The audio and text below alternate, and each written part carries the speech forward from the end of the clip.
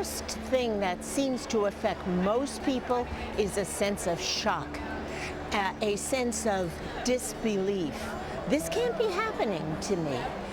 What is this about? And that whole sense of shock and disbelief can have a cataclysmic effect because it's a traumatic effect on a person who may have felt really healthy. Additionally, there's some people who've been walking around very sick, and when they get a diagnosis, in a sense it's a bit of a relief because they know that they have been sick, and they are in a way very relieved to know, oh well, we found a name, now we can move on to treatment. There's a couple of very significant issues, but the first one that I think has to be thought about is what we call compliance.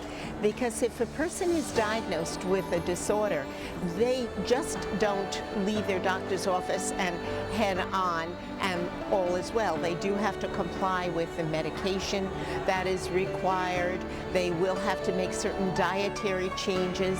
So the issue of being able to stay the course for a long time is a very challenging thing. The opportunity to talk with a psychologist or another licensed mental health profession will give a person an opportunity to learn more about how they can take better care of themselves and can answer some of their fears and concerns about the illness itself. I think the biggest challenge that I see is helping people kind of stay outside of the whole depressive mode, helping them recognize that there are ways and techniques and medical strategies and psychological techniques and tools that can keep a person feeling better, able to function in their lives, able to manage with their families and be an effective part of a community. The tendency is to isolate.